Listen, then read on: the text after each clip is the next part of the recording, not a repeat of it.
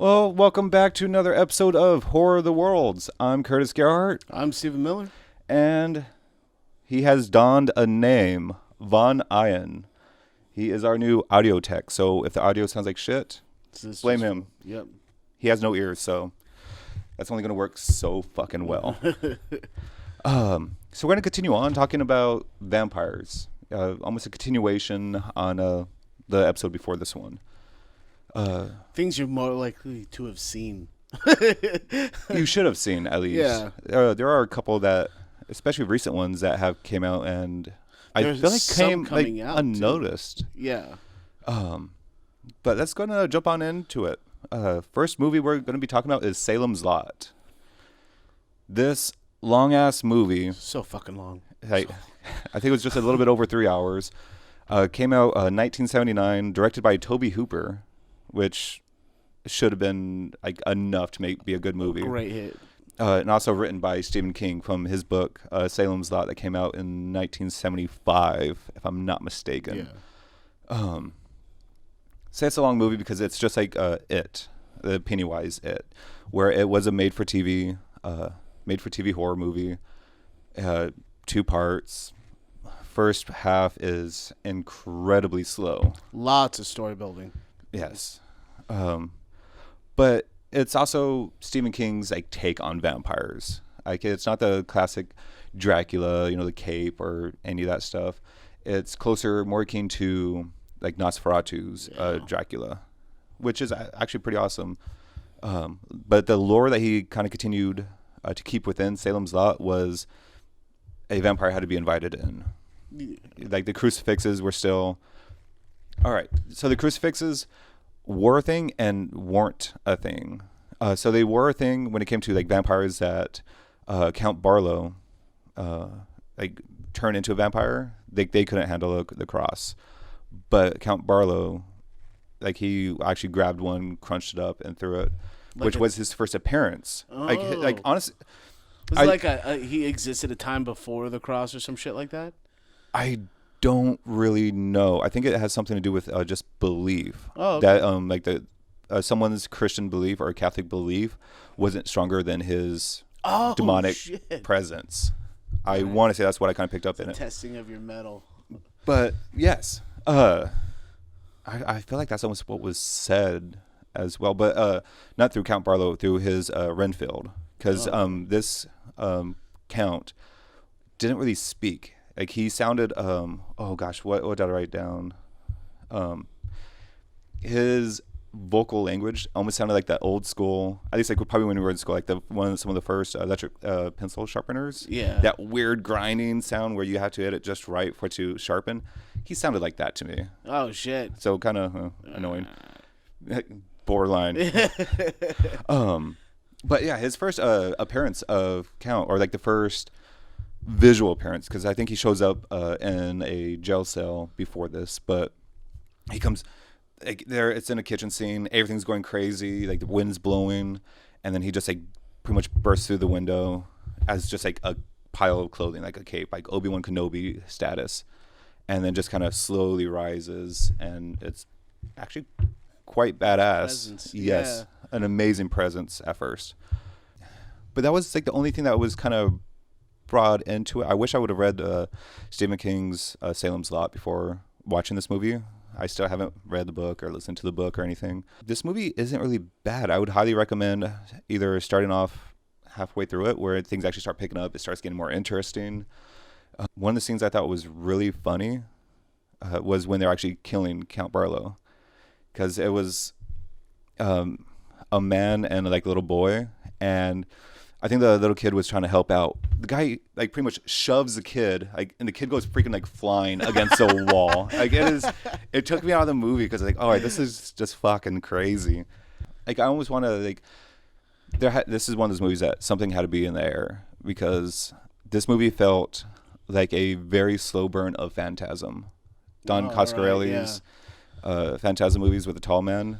Yeah. Because it had the man, like the grown-up man and a young boy going out and now hunting and killing vampires and stuff. Like it was, I think there was a sequel to this movie as well, let alone another remake with Rob Lowe in it.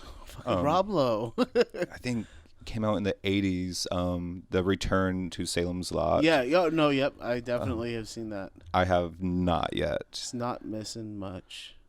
All right. I mean, I'm not trying to be too harsh on some of it, but like, I don't know. It felt like it got all the way to the last half hour before you had some hardcore presence in the first one. That was the same thing with this. Like, it's a lot of world building stuff. Like, the story really isn't that bad going up to it. But if you're going in for your traditional, well, what we know today as traditional vampire movies, you're not going to get the same presence. This is not Queen of the Damned. This is not ugly vampires or over-sexualized vampires like in True Blood or anything like that. This is... You're talking about Return to Salem's Lot, correct? Yeah, well, both of them, really. I mean, Count Orlok is, like, very scary looking. Yeah. But the other vampires, like, it's just the level of involvement throughout the whole film. Well, that's one thing I actually did enjoy about this was... because usually when it comes to, like, a lot of, like, vampire movies or a lot of any, like, scary movies, you know, if it's paranormal, if it's a serial killer, or any of that stuff, no one really believes what's going on. Like, that's like, oh, you're seeing shit. Right. This one, pretty much everyone's like, okay, there's a Dracula here. Like, all right, we're getting the fuck out of town. Like, the sheriffs are out. Like, we believe in this stuff. We're getting out. Which I really applaud Stephen King for doing that. I wish I read more of his books. I don't think I've ever read any of his books, to be honest. None of them. Yeah. Not even Christine. No, I've seen a couple of his movies. I'm not anti-Stephen King by any stretch of the imagination. It's just I don't. I'm more of a visual media. You know, like, I rather watch movies than the books. I totally get that. But at the same time, though, like, I do need to read his books. I've heard nothing but. Oh no, I take that back. I have heard one bad thing about his books is sometimes it could be a little bit too descriptive and a little bit long in the tooth.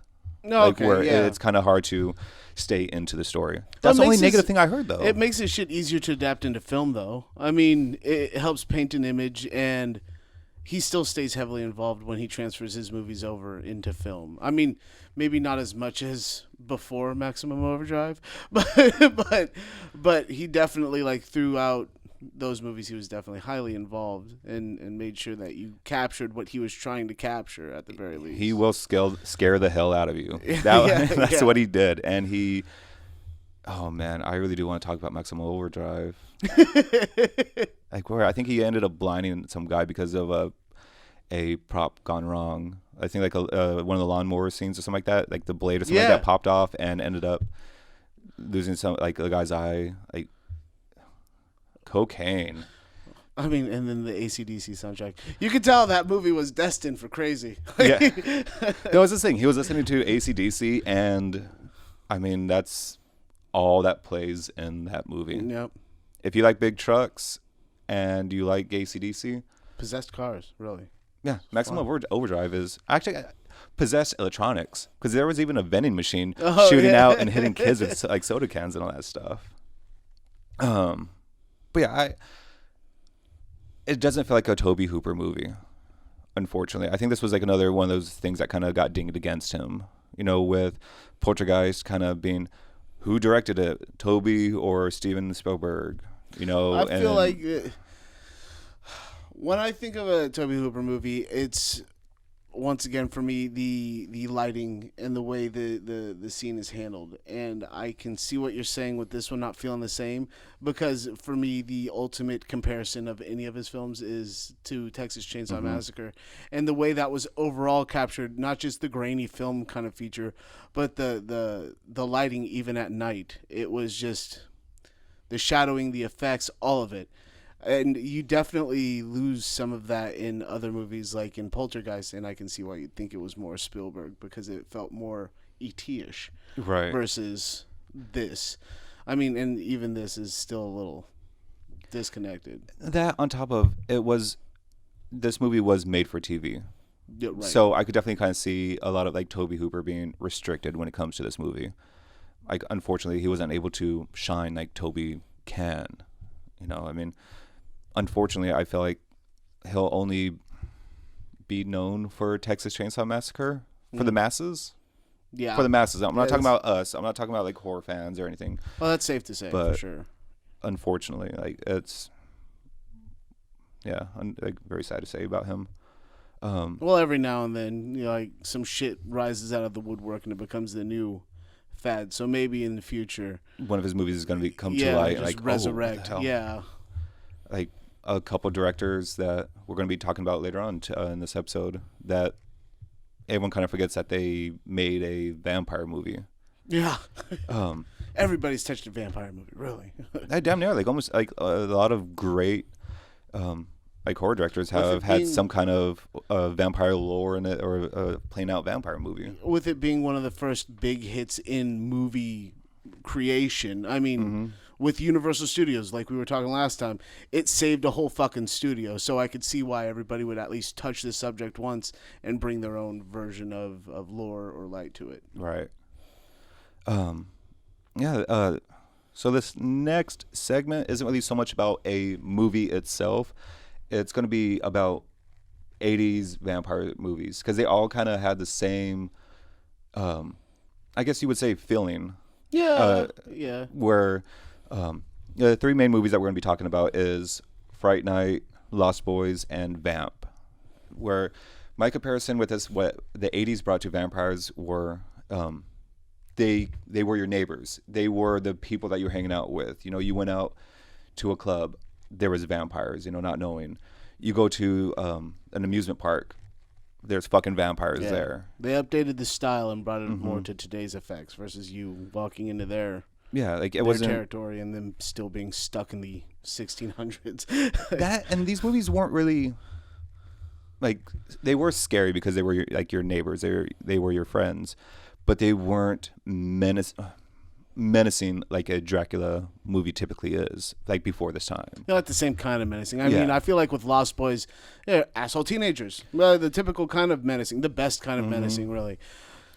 But which is also, that movie is a great metaphor for drugs as well. Absolutely. I mean, if someone doesn't really pay attention, it's a don't do this, stay away from that, and it's like, no, let's do this, let's do that. And the older brother kind of ends up dabbling in drugs. Yep. And all of a sudden becomes kind of hooked.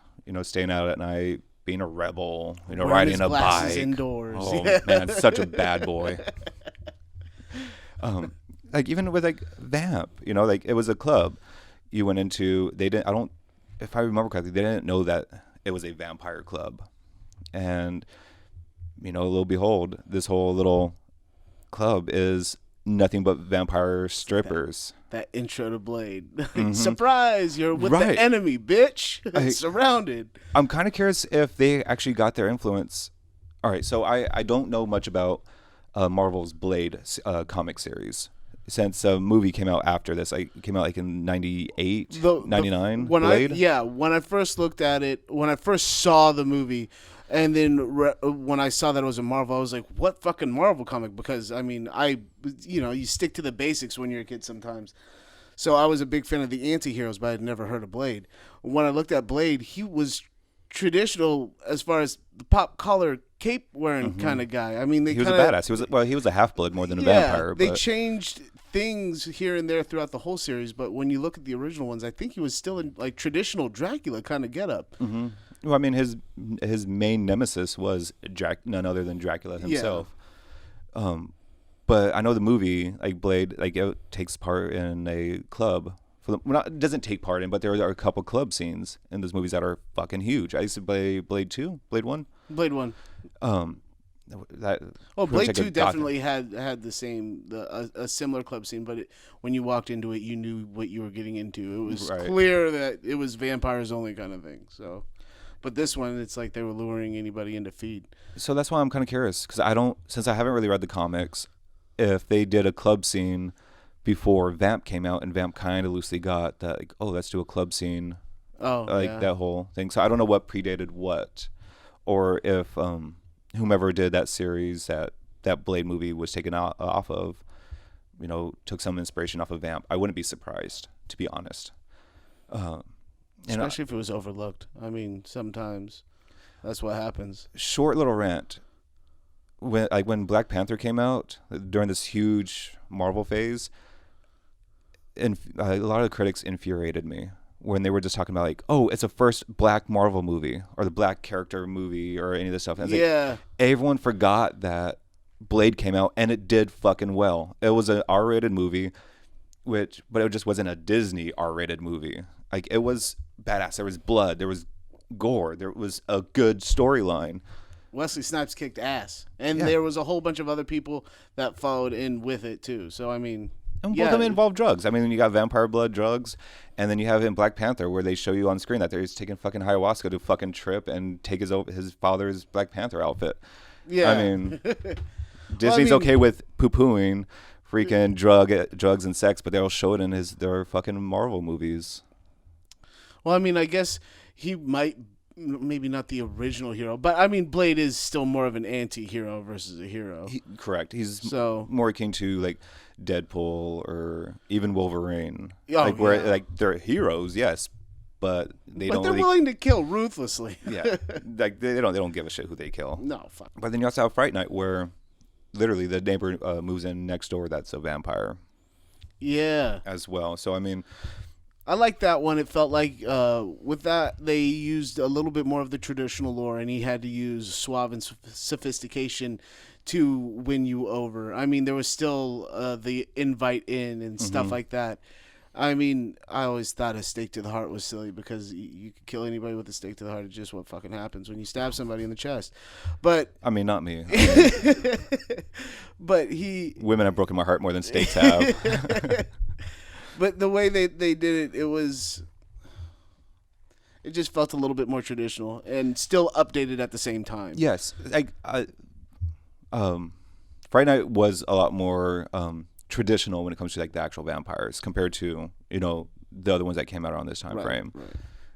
Like it didn't really bring in something new. It just made it more dark and more scary. Yeah, well, yeah. When his friend turns, he looks super creepy, and that's like one of the best parts. Especially you have Spider-Man directing this shit. Yeah. See if anyone catches that one. No, Tom Holland, the original original Tom. Well, I guess second original, but Tom Holland. Let's get the hell out of the 80s real quick and jump into the 90s, which I feel like a lot of people don't think that 90s had that many good horror movies. I think they were just late bloomers. Yeah. A lot of these movies you probably didn't see when they first came out. You didn't catch till the 2000s. Overlooked, or we were nostalgic, or they were nostalgic for like, oh, it's the 80s. You can't beat the 80s horror movies, the slashers, like the slapstick that was coming out around that time frame. But, like then you have movies like Vampire in Brooklyn. Vampire in Brooklyn was amazing. That's one of those ones that I hadn't seen until recently, and I watched it going, why the fuck haven't I seen it earlier? Almost everybody in that fucking cast is known, and it's even done by a very well-known director. Yeah, I mean, it's Wes Craven. Yeah. I feel like this is one of his forgotten movies. Absolutely. No, I don't. Very rarely do I ever come up in a conversation when people are talking about Wes Craven and they never bring up this movie. No. Like, this is an amazing movie. I don't think it's streaming anywhere. Like, Eddie Murphy doesn't get enough credit for the acting he did. No. This is not his typical fucking nutty professor kind of bullshit. Like, he actually killed it in character for this shit. But I want to say this movie was one of his where he predated Nutty Professor, where he played another character. Because he actually played one of the bishop or something like that as well. But yeah, Eddie Murphy is fucking scary. This movie is scary. Like, it is. They gave him the hazel eyes too, so it made everything super pop. He had a whole new level of fashion going on. That motherfucker was sophisticated and suave and still creepy as hell, ready to fucking kill you at any moment. He was. And honestly, the story wasn't too bad because I want to say it was co-written by Eddie Murphy himself, and I think with his brother and someone else. I can't remember the names off the top of my head. But it was actually a very good storyline where they came out of, I'm going to get this wrong, but I want to say it was Haiti or something like that, where they hailed from. I was taken away by the storyline. Like, overall, as far as the dynamic between the characters, his version of Renfield. Dude, he was like, that's all right. So I was trying to look up, what is Dracula's slave's name? Or what are they called? Because you always hear like familiar, but that's usually akin to witches a lot of the time. Right. But he calls him a ghoul, the Ghoul, and it is pretty much a rotting corpse. Like he is such a fucking character. It reminded me of American Werewolf in London. How every time you see this motherfucker hit the screen, he is nastier and nastier every freaking time. Part of it, like his hand comes off in one of the scenes, and has a white. Like, all right, so this is more akin to a blaxploitation movie, mind you, as well. It is a predominantly all black cast, but I think it's fucking hilarious on how he loses his hand and he uses a white mannequin's hand and starts doing everything with it. It's just some of those stupid little fucking jokes, and really quick too, because he deserves a lot of fucking respect. And I think he passed away quite a few years now, like maybe about 4 years, as is John Witherspoon. Oh yeah, John Witherspoon. Which, if you don't know the name, I feel like everyone would know him from Friday. He was Craig's dad. Friday. Yeah. Or if you're into metal like us, he was the guy that was selling shit in Little Nicky. Oh yeah. Giving that freaking eye. This doodad from Africa. Yeah. He was also in he played Grandpa in the Boondocks. If you're into cartoons. Oh. So, yeah. Okay. Yeah. I have not. Like leading cast. That's one of the ones cartoons everyone has always recommended to me so much. Yeah, you need to watch that. Like, he was such an amazing actor. Like, very nice dude. That's what I heard. I don't think there was ever anything negative I heard about him. Like, he was a gentleman, just fucking great guy. Again, his acting in this movie is great as well. Like, he's a landlord, so he does play a pretty decent part. Not Always a huge part. Always pulling a laugh. I wish I wrote down some of those things. But so there was a lot of the same lore in this movie. The typical, fog, mist, crucifixes, even church. I mean, when Eddie Murphy turns into the bishop, they go into church, and he starts to smoke. Walks in, is like, God damn, and everyone's like, what? He's like, God damn, anyone that whatever. So let's take this outside. The one thing that I found different was the enchantment by the end. The way you figure out the way you could turn into a vampire. It wasn't necessarily a bite. Well, that was almost the thing. In order when he turned him into a ghoul, it was a drop of his blood. Oh, that's true. Yes, and stuff. But that's the same way they made Renfield. But they didn't. He didn't turn into a vampire. Like, he was a rotting corpse. No. Which, another way to kill in this movie. The vampires in this is a stake through the heart. Very typical. But there was a lot of he used glamour. Like, it was honestly kind of like a typical. Glamour was the number one thing. Like, it felt like Eddie Murphy's character did not need to use too much glamour to get whatever the fuck he wanted. I mean, he showed up on scene and people were already paying attention to him. Very true. Unfortunately, like with his wig, I've heard so many comments like his wig, people freaking hated it, like that mullet thing that he was wearing in that one. I am not pro animal violence, but like in real life and in movies, I'm not a huge fan of seeing this. But in this fucking movie, near the beginning of it, he fucking kills. I hate that I'm laughing, but it was just so comical on how they do it. One of the police officers, German Shepherds, barking at him, and Eddie Murphy's character just looks at him and is like, jump. Fucking dog explodes, jumps, like fucking goes like 100 feet up in the air and lands in the freaking bay.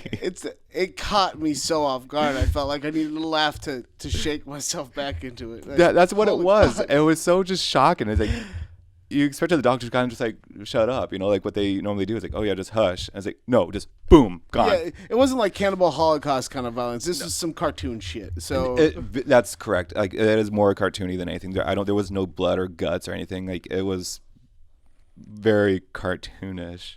Like, oh my god. Oh god. Like, there was a scene in the movie too that I thought was kind of funny. I wish I wrote down who said it, but it was evil is good. Oh, I think it was actually when he was a bishop as well. Like, evil is good, ass is good, And if you get yourself a piece of evil ass, woo! But so I want to say another very famous. It's an honorable mention, because I think we'll actually do another episode about this specifically. Is John Carpenter did another vampire movie as well? I think in the 90s called. I believe it's just called Vampires, but it's a vampire western set in the modern day. Like it was. Wasn't it James James Wood, yeah. Or James Woods. Is it Woods or Wood? Piece of candy. Yeah, it's James Woods. But that movie, like again, like we do have limited time, and we can't talk about all these amazing vampire movies that came out. I mean, we already missed so many. Yeah, Dracula Dead and Loving It. That was also a 90s movie. That was fucking hilarious. Check that shit out. Making fun of the originals. Hardcore throughout the whole fucking thing. Immature as Leslie hell. Nielsen. Yeah, right. His comedy style, like, is so, like, he plays serious roles, but plays them comical. Like, they're funny lines, comical, but he's just keeps deadpan. A straight face. Yeah. Like, they're not funny. And it just makes it so much more funny. Still in the 90s, is we had Bram Stoker's Dracula that came out in 92. Directed by Francis Ford Coppola. Yeah.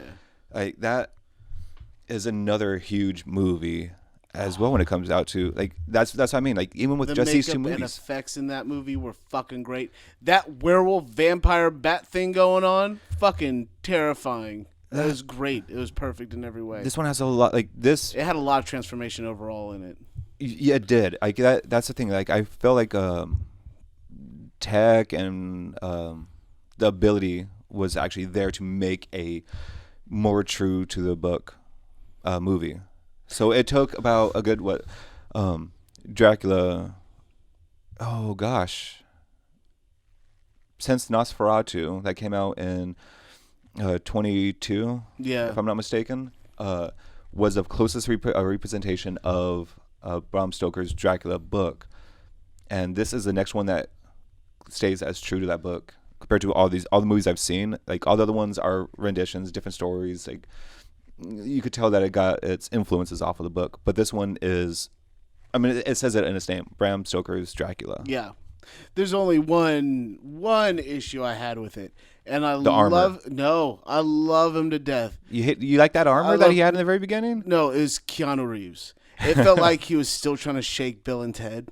So he's like, bro, like it felt like he was still trying to shake the surfer dude in between like his Point Break. Yeah, yeah.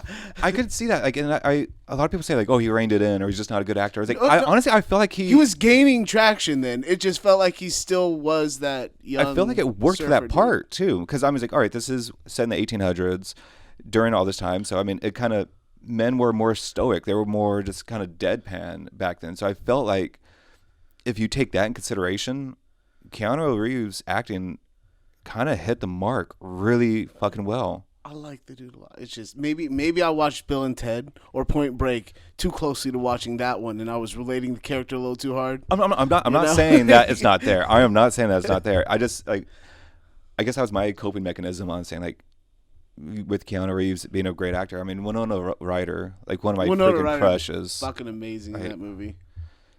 Oh, I mean, let alone Gary Oldman. As Gary Dracula. Oldman was he is the shit in everything he fucking does. That guy is an amazing actor.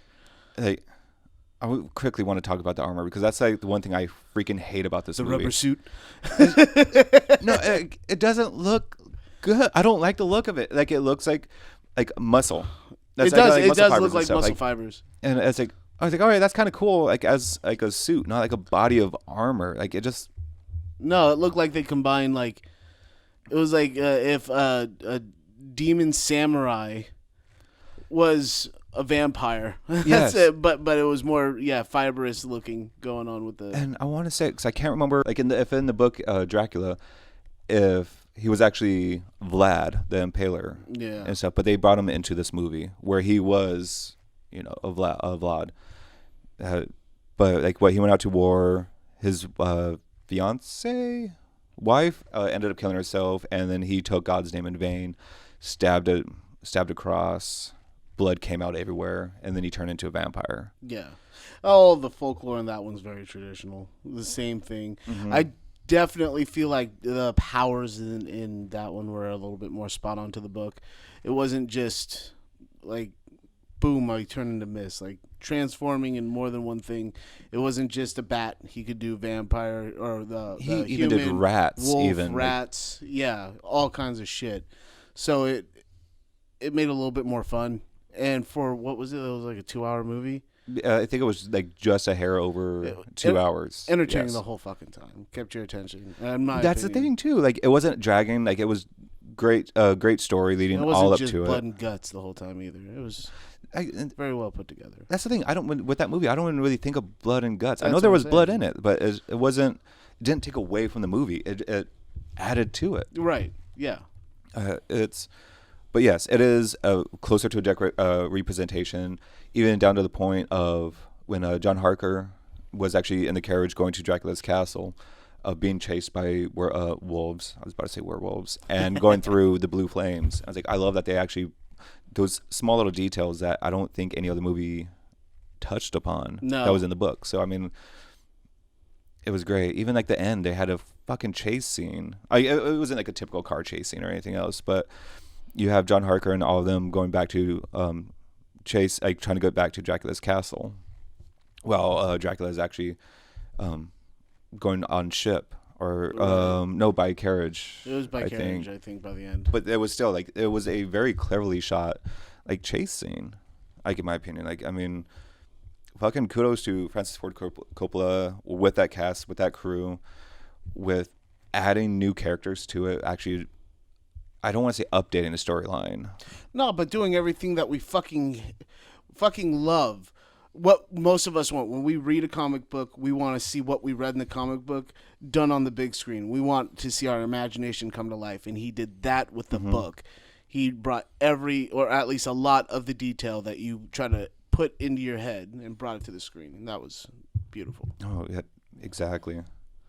And another movie that came out in the 90s is From Dusk Till Dawn. Yeah. Oh God, that one's my fucking favorite. Which honestly, the first time I saw it, I did not know it was a vampire movie.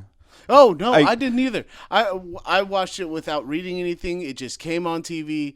I'm like, Quentin Tarantino, cool. Let's watch this. All right, you have a movie nerd and a doctor robbing shit. Yeah. George Clooney and Quentin Tarantino. Yeah. Like it's a heist movie. That's what I thought it was at first. I was like, oh, it's all right. This is gonna be two great actors or great director.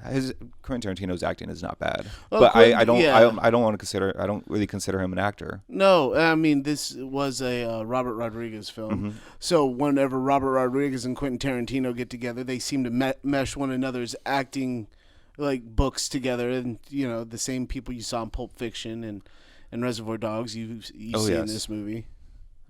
National Born Killers. He just combines all this shit and puts it in there. And again, this was something where they went into a bar again, or a club more so. Yeah, it was definitely a bar. It was 100% a bar. This is a like when you think a biker bar or a trucker's bar. This is what you feel like you're gonna get for sure. And Cheech Marin plays like 3 different fucking people. You have Tom Savini in it with his fucking cock gun. Oh yeah, Sex Machine. Sex Machine's the best fucking character. Which I think was also a play off of his character in a George Romero movie. I get these zombie movies really mixed up. It was Dawn of the Dead. The mall one. Dawn of the Dead, but the first version of Dawn of the Dead, not the remake with Ving Rhames in it. This is before that. You remember names so much better than I do. Well, there's some people that stand out, and he's definitely one of them. Well, that's the thing. People can stand out, but I have coworkers I still don't know the names of. I mean, and some of them are really good people. I'm just not good with names. I'm not. Yeah. Stop talking down about myself, goddammit. But no, this movie is really fucking dark. You know, Quentin Tarantino does his foot fetish thing with Salma Hayek's. This can't stop, won't stop. He's just a fucking ruthless man about it. Granted, foot fetish is not my thing, but I mean, great fact. Salma Hayek was fucking terrified of snakes and had never touched one before. So when she's doing that scene, that's her first time doing any of that shit. That was the best version of confidence she could get while dancing with a snake around her neck. I seriously need to rewatch this movie. Like, it's been too many years since I've seen it. Like, I just remember it being damn near nonstop action. I wanted everybody to die in that film just because I wanted to see what their version of a vampire would look like. When they turned into a vampire, there was a drastic change. And it was God, the creepiest one to me was probably Quentin Tarantino. That man has a very unique look. And as a vampire, he made the most hideous fucking vampire of them all.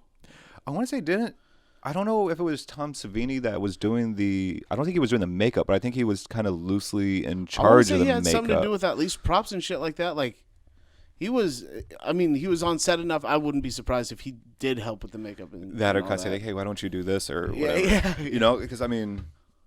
Ooh, I want these teeth. Right.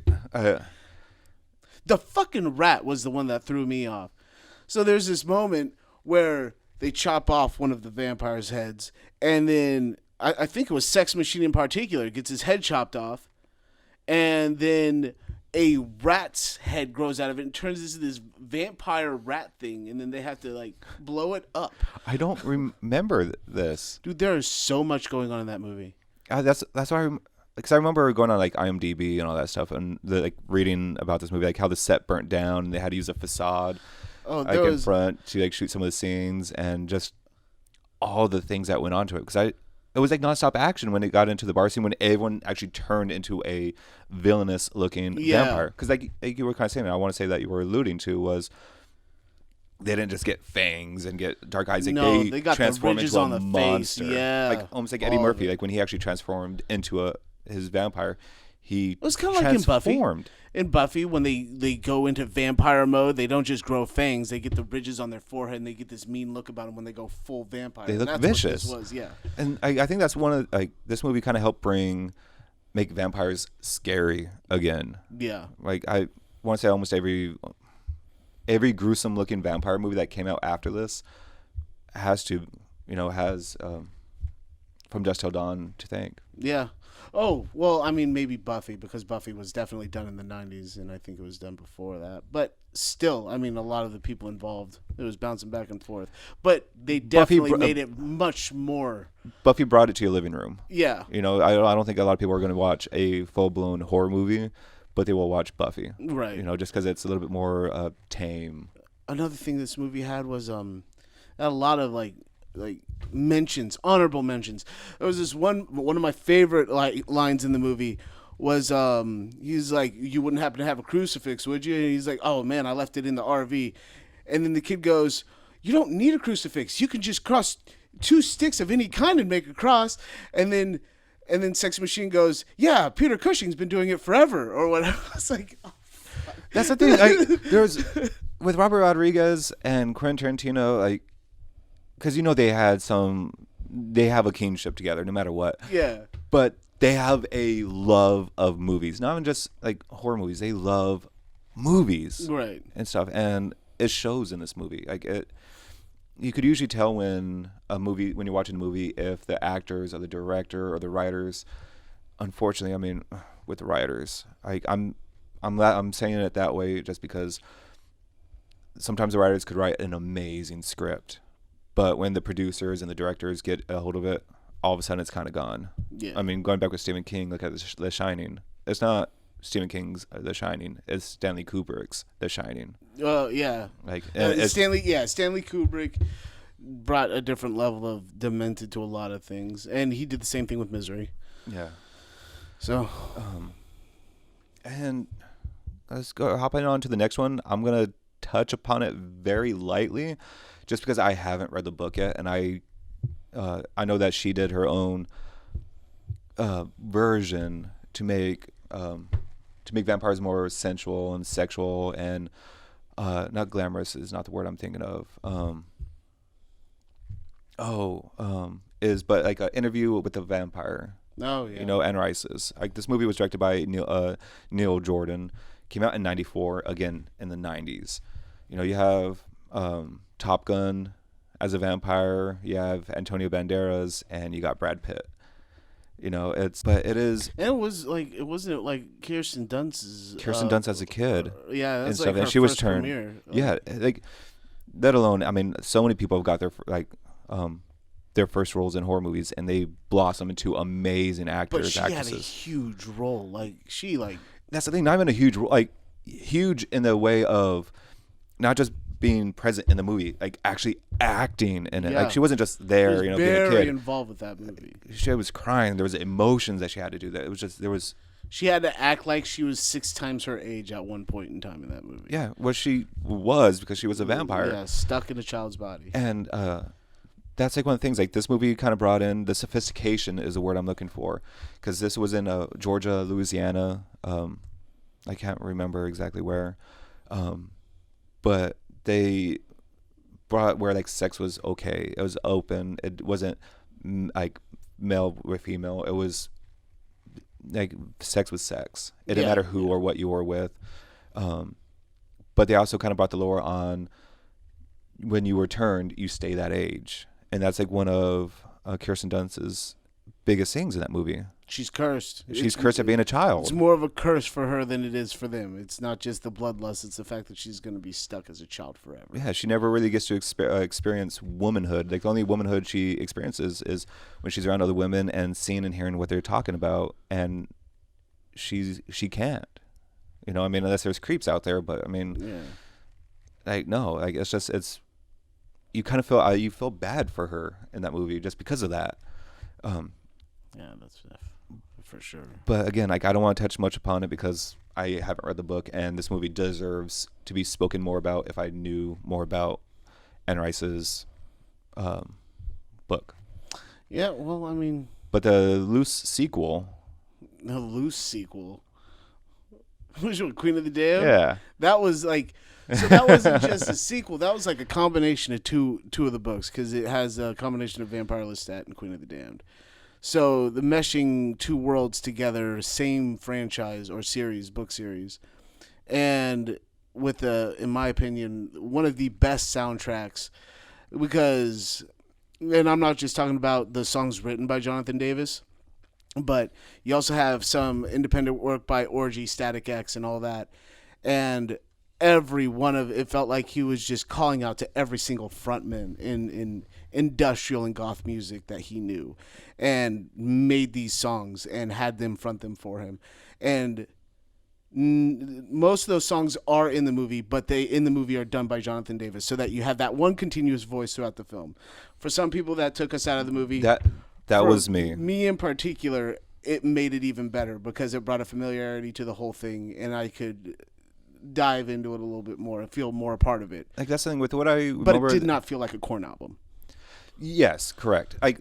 So that was the thing that took me by surprise, because I was a Korn fan when I watched this movie, and I didn't really know anything about this movie. I didn't know it was based off of Anne Rice or Interview with the Vampire or anything. But the thing that took me out of it was when the actor is singing, because he's doing live concerts, if I'm not mistaken, to kind of help gather the masses. Like it was in like almost like a Burning Man type thing. It was definitely supposed to be like. But it is Jonathan Davis, like the lead singer of Korn, singing. So for me, it was hard for me to suspend my belief, while doing that, because it's like I know that voice, and that voice is not matching up with that actor, and it's just like I almost wish that they had a lesser known musician or singer singing instead of him. Like, for me personally, I'm not saying he did a bad job. I 100% get where you're coming from. I feel like they reached out to him because they wanted to embody a certain part of an existing lifestyle, and Jonathan Davis was everybody's version of that. Like he definitely had that style and that the living that life down. So I mean, he wrote songs about being alive for thousands of years and being the loneliest fucking creation. And he, in my opinion, fucking nailed that.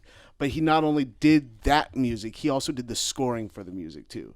It was his first time doing a scoring and working with the major orchestra and shit. So and he did amazing. He went to new levels all on his own, not just as a music writer with a band, but as a artist overall. With that being said, the rest of the movie was fucking awesome. I mean, it for a second, I didn't think you were going to say awesome. No. They updated a storyline and brought it into modern day. So it made it a little bit more fun. The rock star, it went from being like, Vivaldi kind of rock star to Korn kind of rock star, and made it a lot more sexual and fun without it being gritty. Like, these are pretty vampires. They're definitely not glittery vampires. You kind of knew I was going with that one. They are pasty dead people. And it was a nice change overall. I mean, I think that one of the things, there was a comment for that movie that made me pick up that movie to begin with, was it's Jim Morrison as a vampire. Nah, that's pretty accurate. Which that's the thing. I don't remember the movie well enough to like say like, oh yeah, like he brings that same eroticism on stage, like where it's kind of like a little bit of that sexualness. Oh, he definitely carried that throughout the fucking movie. I mean, he was bringing sexuality to every stage. It felt like with the powers in this movie, he didn't have to use the seductive too much. It felt like he already had that fame on his side, and he was naturally doing that like you'd see any rock star do. So inviting people into his room, he had his band manager do that shit for him in this movie. It wasn't him having to lure people in. It's like, it was in a Renfield. We want to meet the vampire Lestat. So I think that's people to come in. Thing. They always had like a form of a Renfield. The name's never like Renfield the same, but they always had someone else getting those people for the Dracula or the head vampire for the movie. Yeah. But the head vampire in this one was the Queen, played by Aaliyah, who unfortunately this was her last film. And if I remember correctly, it wasn't finished filming before she actually died. They actually had to have her brother in makeup finish off some of these scenes. In particular, I believe the death scene.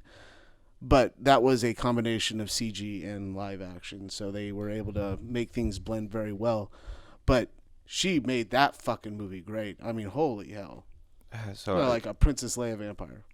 I really do need to rewatch this movie. Like, it's been far too long, and I honestly think the whole Korn influence on it is what made this movie not stick in with me. To be completely honest, like, I'm not hating on this movie at all. I don't remember hating it. It was just I was taken out of it. Get on Spotify and check out the soundtrack alone. I feel like it's really good. It even has Marilyn Manson up in there. While you're on Spotify, give us a listen and a follow. You damn right. That's Horror of the Worlds. If you need a link, go to YouTube and you'll be able to find. Oh, fuck off. But yes, like, definitely listen to the soundtrack. But that movie kind of brings us into the 2000s. Queen of the Damned came out in 2002, directed by Michael Rymer. Ribbit. But this movie has a lot of sentimental value to me, and it made vampires scary. And it's 30 Days of Night. Oh, yeah. Directed by David Slade, based off of a comic book, like a graphic novel. And I already forgot his name. Oh, gosh. Maybe I might remember it. The actor? No, the one of the creators that made 30 Days of Night, the actual graphic novel, Steve Niles. Oh, like, he's the one that kind of helped bring. I think it's Steve Niles. No, it's IDW. Oh shit, and stuff. But he was the one that kind of helped bring horror genre back into comics. Like, he kind of helped usher him, not just him. There was other writers and artists that kind of helped usher it in, but he's one of quite a few. Yeah. I like that they actually put this into place. Like, don't get me wrong, Seattle's dark as fuck, but it is not 30 Days of night. I know, here in New Zealand. Fucking Alaska. Oh, all right. Well, whatever. It was shot in New Zealand. Another Kiwi movie. But yeah, no. Some serious hate you're going to get there. I have no viewers in New Zealand, so I am okay with them hating me. But yeah, if we have anyone in New Zealand watching us, I'm sorry. Not really. All right, but no. But that's the great thing about this movie too is Alaska. They have 30 Days of Night, which is how the Earth spins and all this blah blah blah blah blah science. But it's not. They weren't doing things at night. They don't have like 12 hours to get their shit done. It is purely 30 days of just pure torture, darkness. So much gruesome going on. Like, it's just such a dark, fun movie. God, the practical effects, all of it. Like, I mean, they probably use gallons of blood for this shit. Making a guy just to throw him into that damn chipper. That's the thing. This movie, like a vast majority of this movie was practical effects. I mean, down to the was it the Epsom salt to be snow on the ground. Oh yeah, which gave a lot of people was it conjunction, because everyone had to wear contacts and stuff. Oh so shit! Like all the salt and some of the snowflakes horrible. and stuff were actually like bubbles and all this shit as well. But I want to say that the term for that is like conjunction or something like that. Right. But like when shit gets kind of stuck in your eye with the contacts and all that stuff, and it's just that sounds like sandpaper. there are so many like horror stories like in that movie just because of it. Like it's worth watching over and over and over. So again. you have salt getting kicked in people's eyes on top of contacts. And those fight scenes were not light either. You had motherfuckers getting dragged through that stuff and throwing snow up everywhere. And that's the thing. It's not just like, oh, they hit and a cutaway. It's like, no, you actually see this violence. You actually see the blood. You see the gore. You see, right? Oh yeah. They speak a different language as well. They actually, I want to say this is like their one of the first movies that brought their own. I shouldn't say the first movie, but they have a made up language for this movie. Okay, it was made up. I was wondering what I mean, it wasn't just the cry that he did. No, like I wish I could remember that cry. But that like they sounded prehistoric. Yeah. Like no, they were evil. Like they weren't just like Tomahawk. sadistic or like they were sadistic, but they weren't glamorous. They weren't pretty. They didn't change over. They were just mean, vile. They looked beast. different, but they definitely weren't. They were in between normal, and it looked like they were. If they stuck around long enough, they started to mutate. I mean, you had one guy that looked like Marilyn Manson back in the 90s. You Yeah. had one of the guys that looked like, I could never remember how to pronounce his last name, but David, the lead singer of Disturbed. Like if you actually cut off his goatee, the guy looks like him as well. But Those sharp, nasty-looking teeth, blacked out eyes, and that's the thing too. Like their teeth weren't sons of fangs. Like they were like shark's teeth. Yeah. Like they were. They were meant for shredding. Yeah, like I guess more like akin to like snake's teeth, because when I think of shark's teeth, when it comes to like vampires, I think of Fright Night. Oh yeah, all right. But these they were like sharp as pencils, like thorns. Like they were something that would just fuck you up. I love a lot of the shots in this movie. For instance, when the vampires first start taking on the whole crowd of people, they finally come out of the woodwork. They had this drone footage of the vampires just cleaning house throughout the whole city. And it's just doing it from an aerial view. Dude. Blood splatter, people go down, and then fire and stuff. And this isn't yeah. CG fire either. Like blow shit up. this movie, like if you like practical effects, this movie's a watch. If you like mean vampires, this is a watch. If you like survival movies, because you are watching these people fight for the survival and hide like in attics and stuff. There's like even a very short stint like where they're in an attic with everyone, and one of the guys' dads has Alzheimer's and stuff. I was like, yeah, that is like such an unneeded like plot, not plot hole, but just like unneeded bit of story that they could have left out. Very realistic. But that's the thing; it adds another layer of. We just need to go find your fuck. mother. Mom's been dead for a while. Yeah, I think that's what makes this movie so much more scary. Yeah, because it feels closer to real. Like it feels more real. Yeah, one of those moments where a stoner kind of saves the day with this one. Speaking of that, this was the first time I got high. Was when this movie came out. That's awesome. Like so, that's a hell of a movie. That's like one. That's why this movie has like such a great like sentimental value. Like I could give a shit if this movie was bad. No, but it still ended up being good. Like I think I saw the ticket stub and stuff of like going out to the theaters and watching this one and going out to Spirit Halloween afterwards. It was like I don't remember that many days. I don't remember that many things, but like I remember that day a lot, especially for being stoned for the first time. I remember this fucking movie. Yeah. Like, I think I even went to like Farmer Boys. Like, I'm trying to get sad. I missed time. Oh gosh, I wish that there was like more to really like kind of say about this movie. I mean, other than how fucking amazing it is.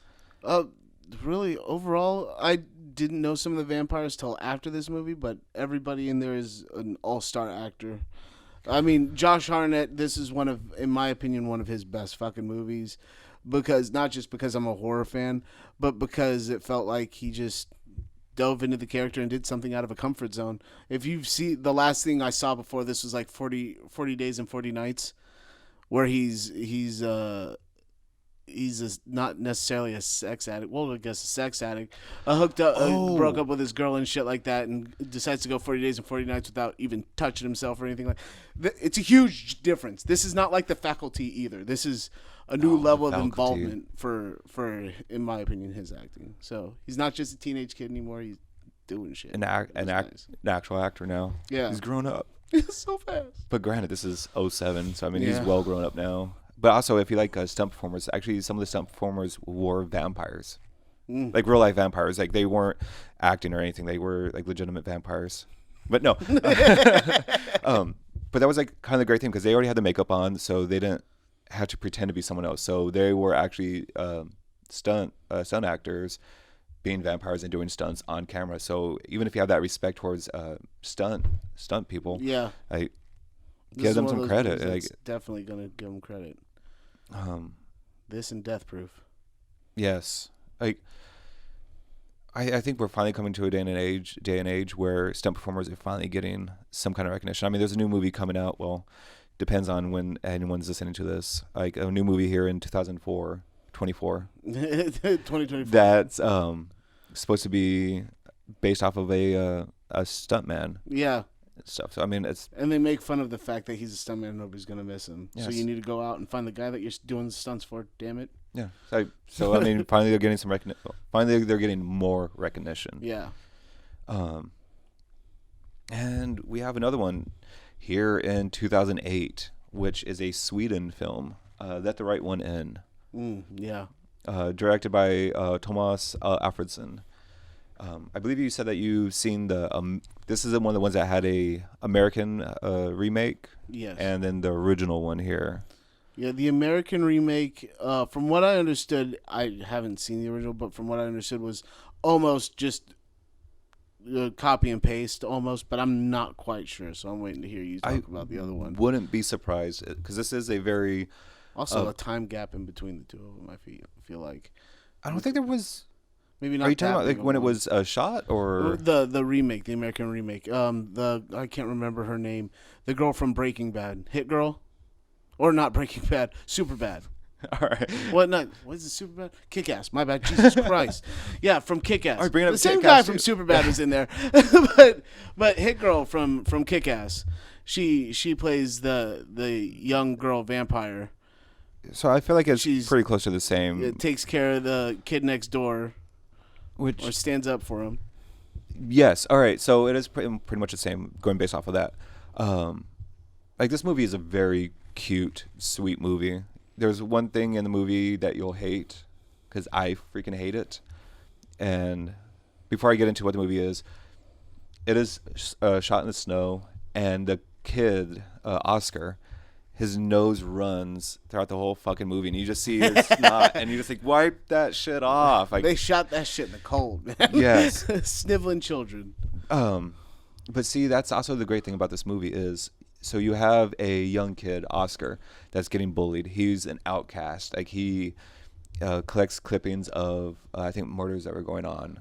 He's just almost ostracized. Just a very lonely kid. Unnecessary hate for the kid, but yeah. But then you have a young vampire. So I think he is set. I think his age is about like 12 or something like that. So I mean, he's a young kid, and you have a vampire, Ellie, which her physical age is 12 as well. So about the same age as him, and she moves in next door, and she kind of helps bring him out of his shell, stand up for himself, and like it is a very heartwarming film to begin with. Because I mean, it's, you watch this kid just go to school and get bullied, and he stands up for himself and gets bullied even more. And like, I'm pretty sure if you guys are recurring viewers, or listeners, any of that stuff, I don't really give a shit about spoilers. If you don't want to have a movie spoiled, just keep on clicking, and you'll still hear a spoiled moment.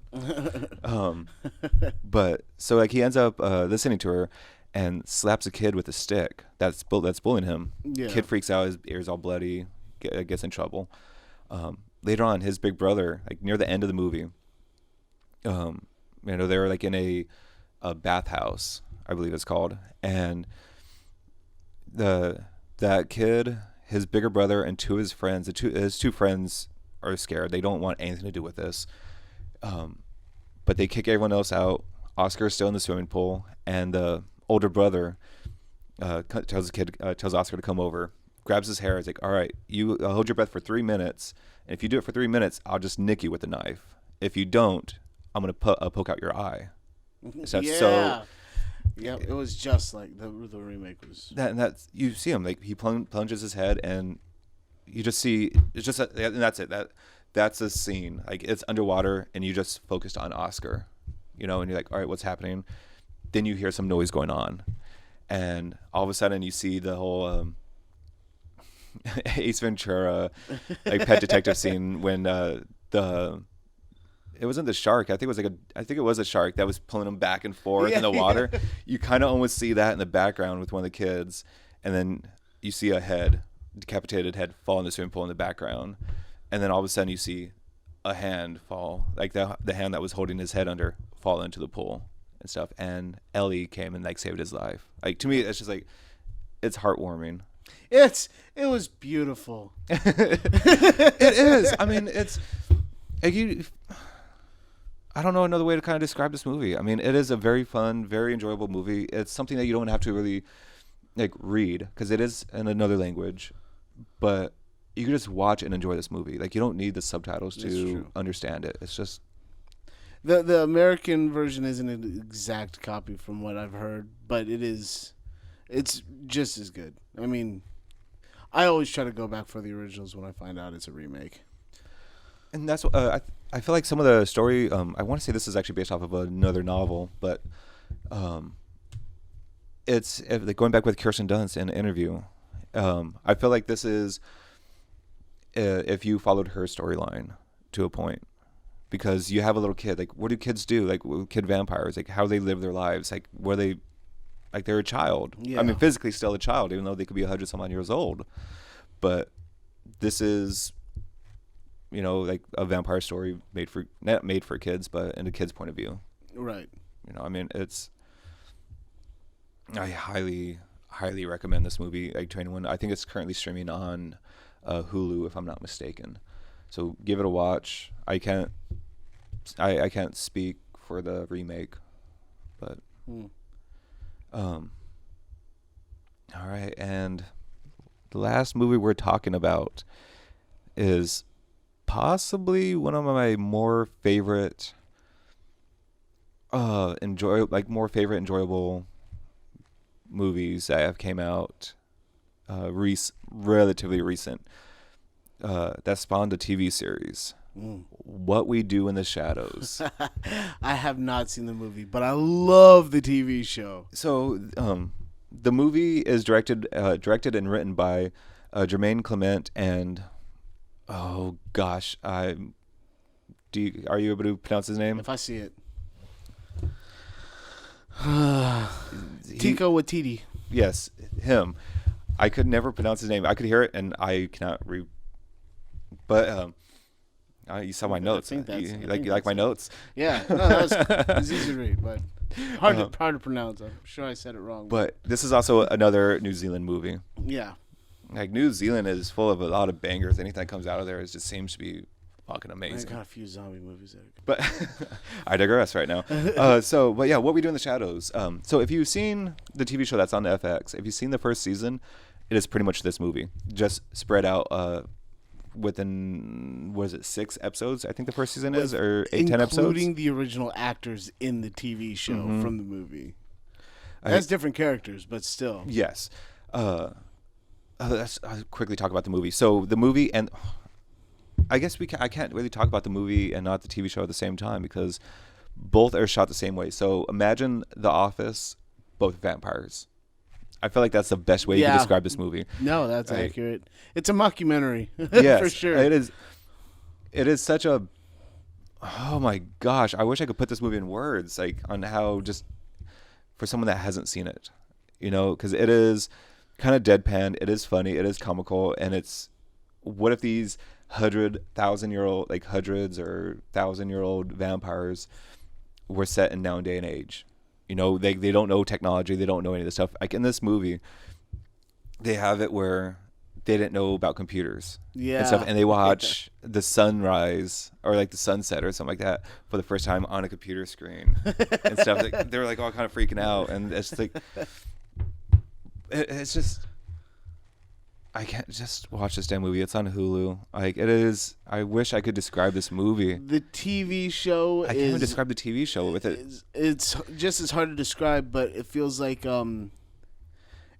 they take into recognition anybody that's ever been a vampire in movie history. That's the thing. My favorite thing about that is real. If they played a vampire in a movie, they're a vampire in real life. So they have like Wesley Snipes up in Danny there. Trejo. Yeah. It's fucking great.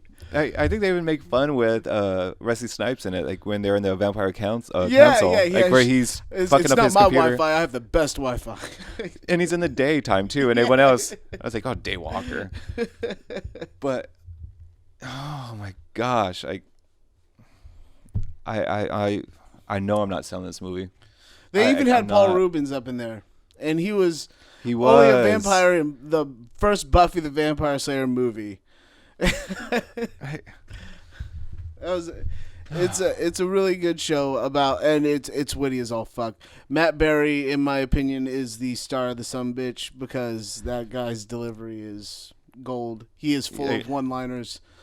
I first came across Matt Berry with the IT Crowd. Oh, okay, yeah. That was on Netflix for a while, and that was just like, who is this actor? And I love him already because it's just that weird, borderline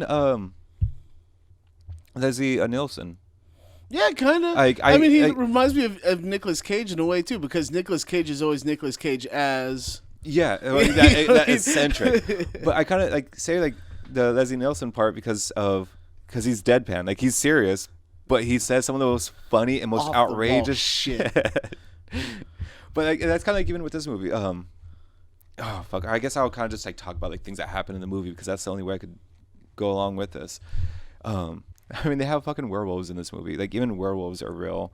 I think they even have it in the TV show. Oh yeah, the infamous battle of werewolves versus vampires. We're werewolves, not swearwolves. And they act more like fucking dogs. I mean, they're like golden retriever kind of. They even do that in the movie, where they had the whole fake thing on, oh, here's a ball, and they pretend to throw a ball, and when the guy kind of goes after, it's like, no, they're. That's the thing. They don't take the movie serious. It is geniusly written and shot. And this director has done so many good. He made Thor good. Our Flag Means Death is another TV show out there that's fucking amazing that he was in. He was in He was recently in a couple Marvel films. He's just fucking everywhere right now. Mm-hmm. And this show in particular, as of now, is from what I understand, on its last season. They're putting out the final season. Haven't yet, but they're putting out the final season. Yeah, season 6, I believe it is. And really, I mean, there are so many stars in this show. The character that plays Guillermo recently has picked up. He was in. He's been in a lot more movies too recently, and that. Yeah, I feel like this show definitely helped him gain traction. Mm-hmm. He's a fucking great character, Gizmo. And that's also one of the great things, we were just kind of talking about, where people from the movie is in the TV show. Even again, there's the cops in the movie are the same actors as another New Zealand TV show, Wellington Paranormal. Oh yeah. So Wellington Paranormal is pretty much the same exact thing as a movie, where it's you're following two cops. They're kind of dipshits for the most part, but each episode has a certain theme. I think one was a demonic possession. One's actually ghost. a little bit of time travel, alien abduction. But they're following around like it's on Cops. Yeah, like it's like the whole Cops office type of marriage, and it is just like I can understand like some of the language could be kind of hard to pick up on because they do have that heavy like New Zealand like accent, kind of like it's the same thing with some of like the like English, like proper English or posh type of pronunciation. That could be kind of difficult at times to overall understand. This is just a hard one to describe. It's one of those ones that we can only guarantee that you're going to get a laugh out of it. Yeah, give it a couple episodes, and I swear to God, it'll win you over in one way or another. There's so much.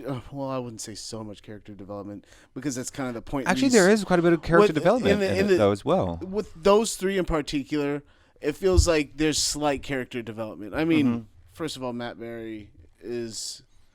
He changes, but not a whole lot. Later on in the seasons, like he gets more depth. He does get more depth, but overall, what made them funny is the fact that it's been eons and these motherfuckers have not changed. They even bring up energy vampires. Oh God, like, the actual like different fucking forms of Colin vampires. Robinson. You know a few energy vampires, I'm sure of it. They're in everyone's workplace. Everyone's workplace. Watching like it's season 1, episode 2.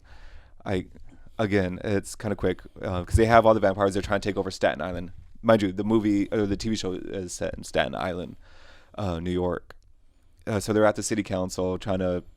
That's how they think they take over New York, and they end up starting a fight. Like Nandor, one of the vampires, ends up kind of starting a fight there, and just the energy and just all the animosity that's kind of going on right there. And Colin Robinson is just eating it up, and he's just sitting there, just making mouth agape and just eyes glowing. He's just, they're like, all right, come on, like you were coming with us. Like, I can't stand up right now, if you know what I mean. But it's just his look of just like enjoying. It's just, oh my God, like that's the only way I could ever sell this movie is it's The Office but with vampires, and it's funnier.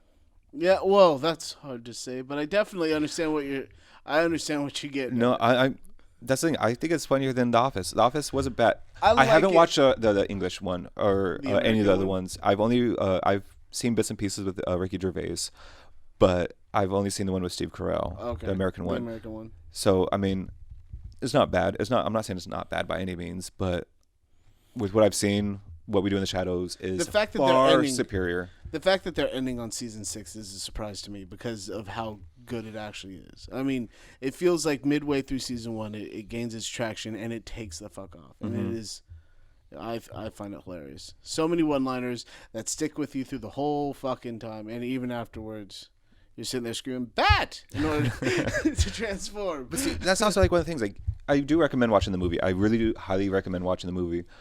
But I also do say like the.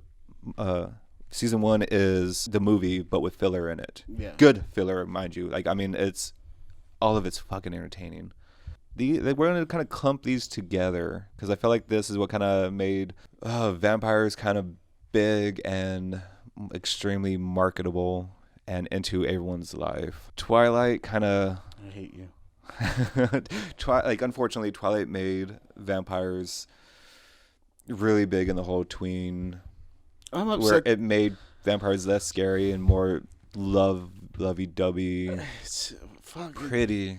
It's not even that fucking kills me. It's the fucking glittering and the standing in the sunlight. All we do is sparkle like disco balls. It fucking kills me. Hey, disco's great, man. There's discotheques. Fuck you and Kiss. Disco. The thing is, I feel like it's more of a Fae movie. If you were to explain it like Faes, I mean, the whole we don't need to eat humans and da-da-da-da-da. I mean, like... It feels like it's more of a fairy kind of movie versus a vampire movie. But I must agree, it definitely gained a new crowd and it brought on new things because I do not feel like we would have things as well developed as True Blood, which I do enjoy. I feel like without it did Twilight. Help other companies actually bring in like True Blood, Vampire Diaries, the originals, even like Supernatural. I think helped out a lot with this, where they realized there was a market, so they oversaturated it. Yeah. You know, like much like The Walking Dead helped kind of usher in like zombies again. They flooded the market like with hordes of zombie stuff. That's what I feel like Twilight was. I just feel like the catalyst to it all. Fucking cute. It fucking kills me that it was cute. It was adorable. Jacob or Edward? No, none of it. None of that. Well, I felt bad that I I'm didn't know it, but a fucking horrible person all the way through. I don't give a shit. But so if I had to choose, so all right, we're at odds. Someone's a team Edward, someone's team Jacob. You guess who? Yeah, that's how we're gonna talk about them. Like they deserve a mention. Like honestly, like it's. I another thing I disliked about it. And it's not the movie's fault in particular. I blame you, the people that watched it. That's what Washington's known for. Out of all the fucking things, now. What the fuck? I mean, now we have the Kraken, so Cthulhu's and shit like that. We have some Lovecraftian lore going on for whatever reason, even though he was on the East Coast. Still, it's Twilight out of all the vampire movies that got fucking made here. Yeah. Why did it have to be the glittery, sparkly, cute shit and not fucking From Dusk Till Dawn? I think it kind of helped spread because you had a split when it came with the Vampire Diaries and the originals, which the originals were a prequel to Vampire Diaries that came out after Vampire Diaries. Yeah. Whatever. And then you had True Blood that was more adult. So you had the tween. So you had kids kind of watching this shit. I know a lot of guys that only saw it because the girls that they were with were interested in it, and they ended up actually enjoying it. So it doesn't fucking matter. If you enjoyed it, you enjoyed it. However, I will kind of say too, because I've heard actually on multiple accounts where the movies fucking suck. Or because I watched a movie because of my girlfriend or wife or whomever I was with, but they end up reading the book. And I was like, the book's great. I've heard a lot of that. I've heard the book is really good. So I mean, whatever. But you have like the adult like True Blood. Then you have like the old tween Vampire Diaries type thing. So we did have a split where, ushered in. If you want some more like up to date modern vampire TV show, True Blood's actually really not bad at all. True Blood's kind of. I feel like True Blood is what Stephanie Meyer's. I believe that's the book, the author's name. I think that's kind of the vibe she was kind of going for, but had to tone it down because her audience was young adults and not sex crazed fucking middle-aged people. That's 50 Shades of Grey. Yeah. But I mean, overall, I get it. I see why it was done, and I'm not mad at the fact that it was done. It's just I'm mad that it took place in Washington. It has to be said. It has to be brought up, just because it does. It's important as far as the vampire shit. People definitely like Twilight. Yeah, and I'm fine with that. I can deal with that. I'm even more for it if this is what kind of helps someone start watching a vampire movie and realize they like horror. Absolutely, if this is their gateway. At the very least, it's a gateway drug. Something that we don't normally do is honorable mentions. Like we talked about Vampires from John Carpenter. We talked about Dracula Dead and Love in It, which is another must watch. I think it's on like the free Vudu if you have that. You have Day Shift. That's on Netflix. Now, Day Shift, the reason why I want to talk about this one is because the way they took the lore, it was very different. Overall, the movie was lacking in areas because what you saw, you thought you were going to get more comedy and things like that out of it. You got a lot out of it. It is worth watching. It's a Netflix movie, so it's on Netflix exclusively. But the way that they did the lore, they can now be outside a little bit. They got like a half hour they can put in sunlight because of this new lotion that they can put on their skin. They now are mixing vampires. So you have Eastern vampires that look like Nosferatu. Then you have spider vampires, or what they call spiders, and they pretty much just nest together. And the reason why it's weird that they're seeing these different kinds of vampires together is because they don't share food sources, or at least don't feed on them the same. So they're at battle with one another for it. So the storyline and plot is all evolved around these different breeds of vampires and how they interact with one another and whether or not they're teaming up to kick your ass. And Jamie Foxx plays a down-and-out father who got kicked out of the vampire hunting union because of, I can't remember the reason, but he pretty much got kicked the fuck out, and his buddy Snoop Dogg is trying to get him back into the union. And the only way to get back in the union is to work the day shift, which is the least lucrative time for a vampire hunter to do their thing. And the way that you make your money is you rip out the fangs of what you kill and you fucking turn them in. So I feel like I'm just gonna have you start doing the descriptions of the movies from now on. It was worth taking in. Like, that movie was awesome. Like, out of all the Netflix movies, like, if I was going to say watch one of the Netflix movies, it'd be Army of the Dead, which was zombies and not vampires. But as far as this one goes, it wasn't necessarily full of blood and guts, but it was a lot of action. It was definitely action-driven and comedic. It was good. I just wish that it was a little bit longer, a little bit more violent, to be honest, and they went more into the folklore of it. So if it was a little bit longer, they could have gone more into the folklore. That's all. But they took an original look at it, so it needed to be talked about. Which that's what's always really good about movies that's still coming out. They're still trying to be original, which I'm all for originality. I'm all for prequels and sequels, but bring something new to it. Yeah. Don't copy and paste. I don't care if it differs so drastically. Like, the originals are still there. It was nice that once again they acknowledged that other vampires exist. All what you saw in the movies was true to an extent. Right. Which is another great thing about What We Do in the Shadows. Yeah, exactly. Another one is Blade. We talked about that a little bit. That's also why we brought that up in What We Do in the Shadows. Blade being a vampire. But those movies were fucking great. It was my first rated R movie that I owned on VHS. So I don't remember what mine is. Blade was the shit to me. And I loved every bit of it. The part where Deacon Frost turns into that big raspberry and explodes. It was awesome. I do remember that. Underworld is another one. I didn't like it. Okay. So all right, so it was none good. of them. It was good. It's just the whole world could go under. Sorry. I wish they focused more on the werewolves a little late, and the werewolves were creepy in the way they went about it. To me, I'd like to bring this movie back up when we're talking about rich versus poor and those kinds of movies, because the division in the battle between the two, I feel like it was more significant than Twilight as far as the werewolves versus vampires. They also had a classism set. It wasn't just, oh, we're beefing over land. This was like, no, those people are petty bullshit. Fuck them. And you're like, but why? Right. And they had to explain it throughout 3 fucking movies. So I just felt like 5 of them too. Yeah, there is actually 5, but only 3 of them matter. It's so true for some movies. And we have Bliss as well, a Joe Begos, Begos movie. I don't think I've seen Bliss. No, this one is actually a very incredible movie. It was hard for me to watch because of one of my pet peeves. But you do have a female artist, because I say female because it kind of, you do follow her, and her gender kind of plays a little bit of a part, not a huge part, but some of a part, just because of being almost looked down upon, being as a female artist. I want to say it's set in LA, but oh gosh, I cannot describe a movie like you fucking can.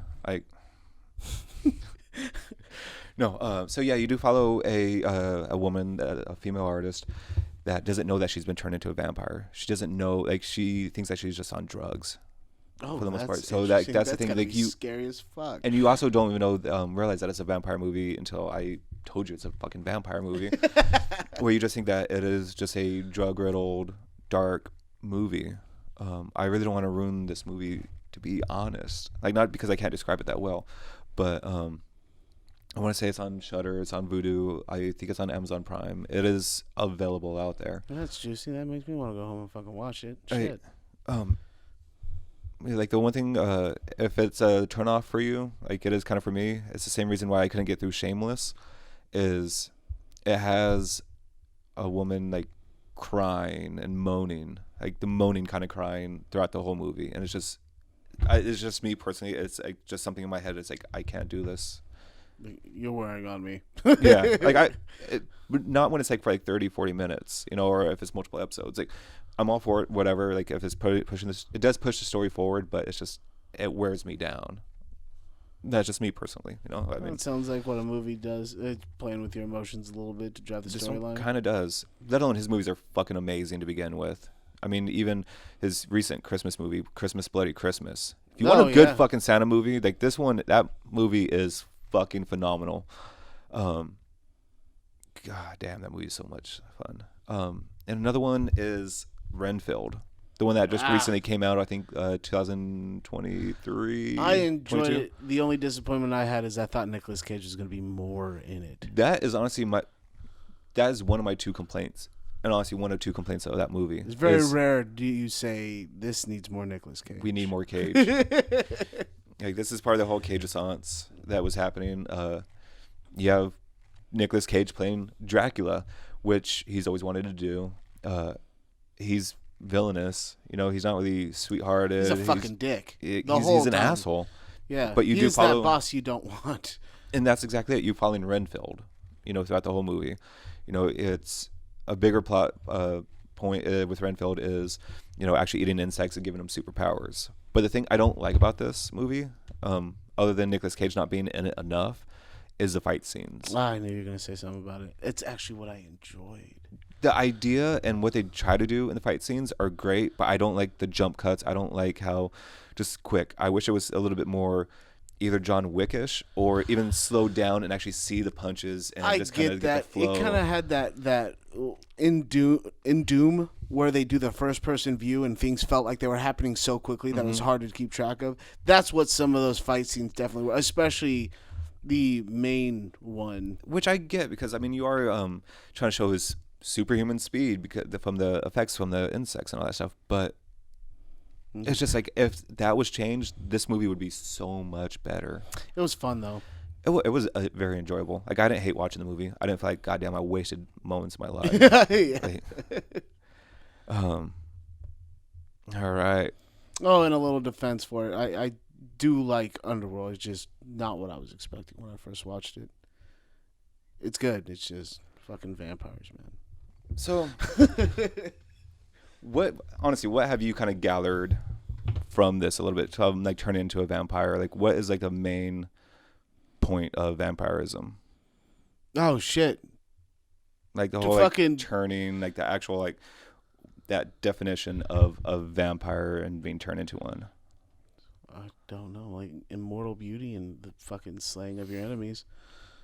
So living long enough to see your enemies die a horrible, painful death. I don't know. With that, I'm going to go into a Bible verse, all right? John 6, verses 53 and 256. Because I think I was watching Bram Stoker's Dracula helped me kind of have that epiphany. Because I think Jesus Christ was always kind of joked around as being a zombie. He died and came back. Zombie Jesus. But, all right. So, forgive me for if I lose some of the followers or gain more. Who knows? It's like, all right. So then Jesus said unto them, Verily, verily, I say unto you, except ye eat the flesh of the Son of Man and drink his blood, ye have no life in you. Whoso eateth my flesh and drinketh my blood hath eternal life, and I will raise him up at the last day. For my flesh is meat indeed, and my blood is drink indeed. He that eateth my flesh and drinketh my blood dwelleth in me, and I in him.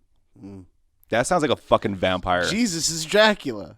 So I kind of feel like any religion that kind of takes that whole communion with the bread of Christ as being his flesh and bone, and the blood of Christ, you're taking part of some of the biggest vampire LARPers ever. Fuck yeah, like Black Mass. Like that. So that I feel like. Or Midnight Mass. My bad. Midnight Mass. Black Mass is something else. Pirates. But so it's like, all right, he's giving you your blood so you can live eternally. What does Dracula do to make other vampires? Yeah. Like, they give blood so they have eternal life. And power, yeah. Well, there you go. Yeah. There we go. Jesus is Dracula. There you go. Yeah, have fun. On that note, have a horrible day. Fuck you, Bridget. Fucking Bridget.